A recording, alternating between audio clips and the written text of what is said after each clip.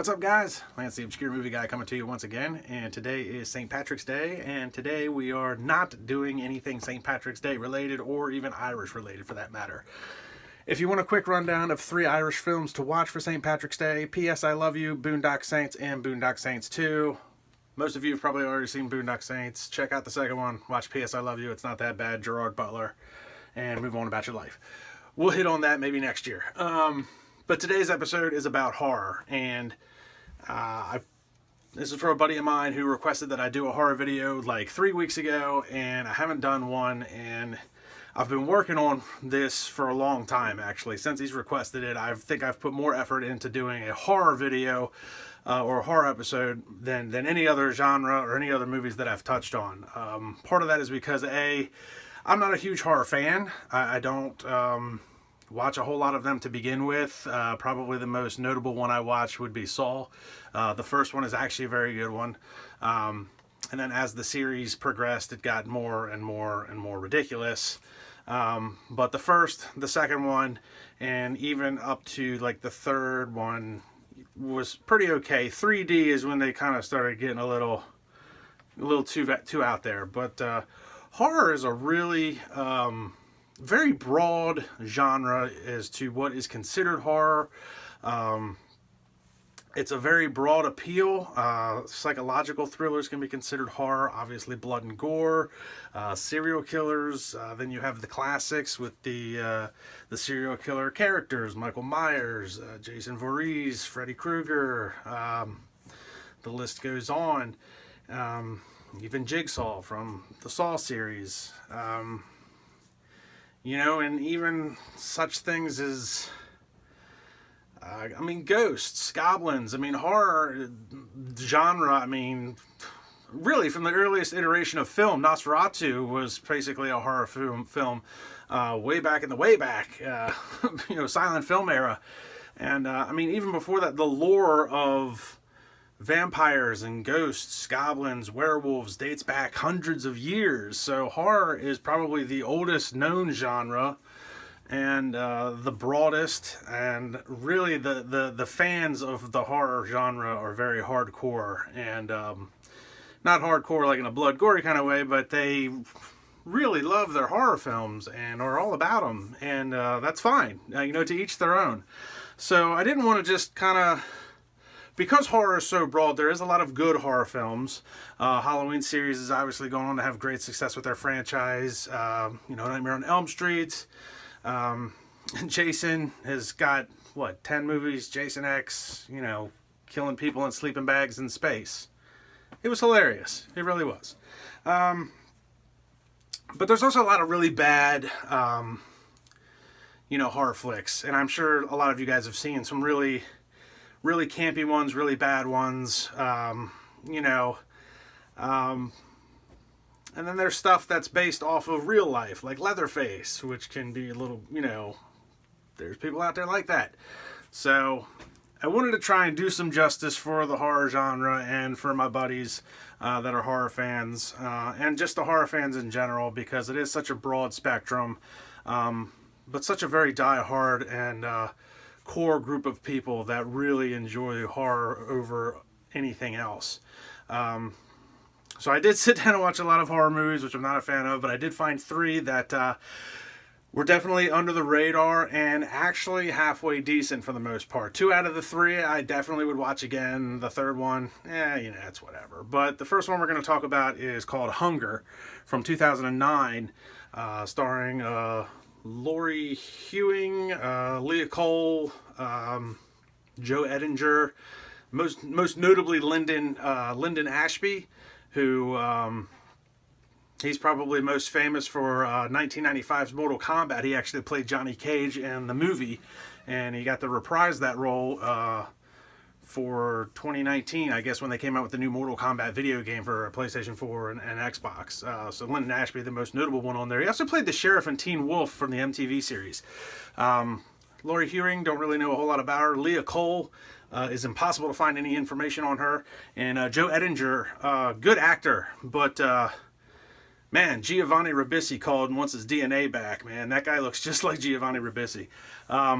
Great movie though, built on like a $625,000 budget.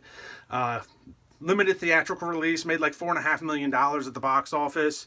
But great movie, basically the beginning of it's kind of like Saw, 5 people wake up basically in a pit underground and no food, just enough water, and because some psychopath wants to see how long these people will go before they start turning on each other and eating each other.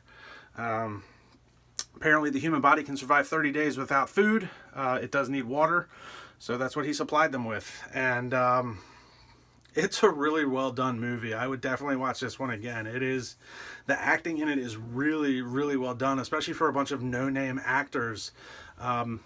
And I use that term respectively. Joe Edenger has been in quite a lot of stuff. We did touch on Linden Ashby. Leah Kohl and Lori Huering, I don't really know a whole lot about, but very compelling acting all the way around. And basically what the psychopath's problem is when he was a kid, he was in a car accident with his mother where the car went down a ravine and he was trapped down there for weeks. His mother had died in the driver's seat.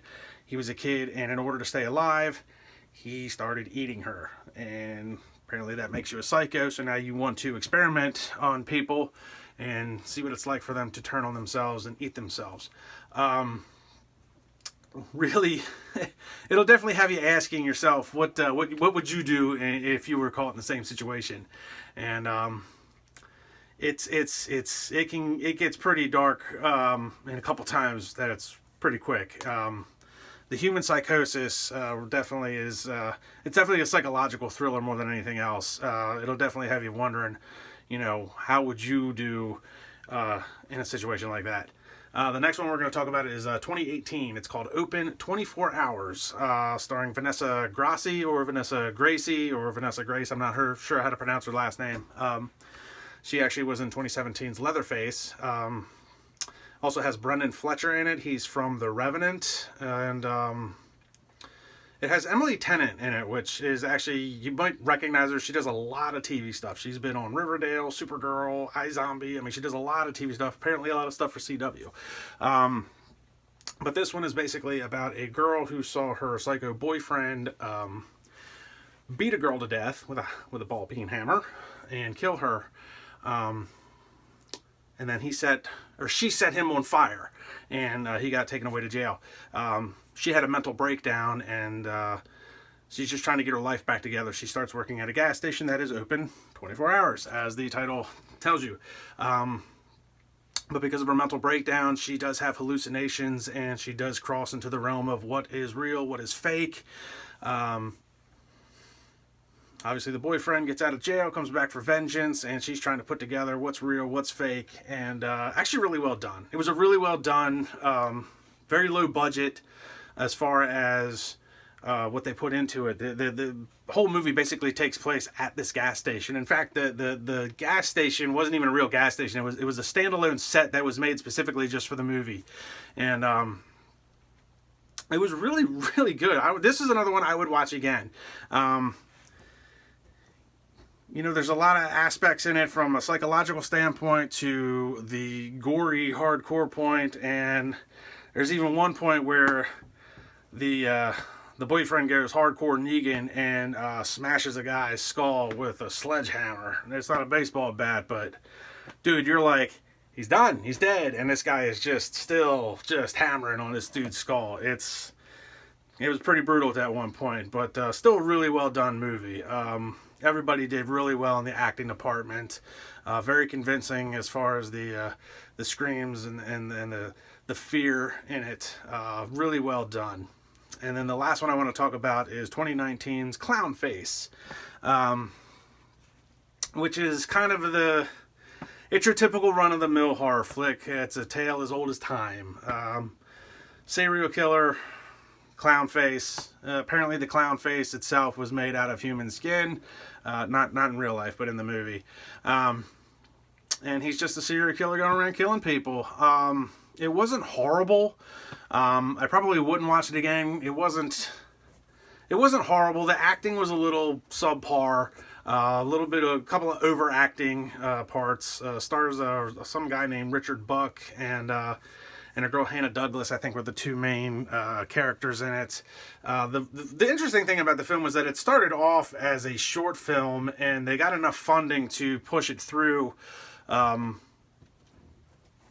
as a full-length feature. So that's kind of cool that they were able to get the funding for that. But I mean, again, Clownface, you know, it's a tale as old as time, as they say. I mean, it's Michael Myers, Leatherface, Jason Voorhees, you know, guy walks slowly while you run. You can't outrun him, even no matter how slow he walks. His weapon of choice is a knife.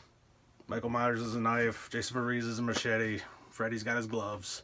He just wraps up into that whole thing. And clowns have always been, for whatever reason, probably because they are kind of weird and freaky, especially back in the day, but clowns have always been a big part of the horror genre as it is. Clownface, you could even argue the Joker at some point with Batman, you know, being how psychotic he can be, depending on the comic or the movie that you're watching. But yeah, those are my three obscure horror movies. Hunger, Open 24 Hours, and Clownface. Guys, if you're into horror, by all means, check them out. If you haven't seen them, check them out. You probably have, because horror people just watch horror all the time, as far as I know. But like, subscribe, and comment to the YouTube channel, and please share, and you know, leave me a comment. Let me know what you guys are watching. Let me know if you've seen these. Let me know what you guys want me to do next. I mean, I got 100 ideas running through my head all the time, and I haven't been able to get videos out fast enough, unfortunately. I got a lot of stuff going on at home, but you know, just let me know what you guys think in the comments below, and I'll check you out in the next video.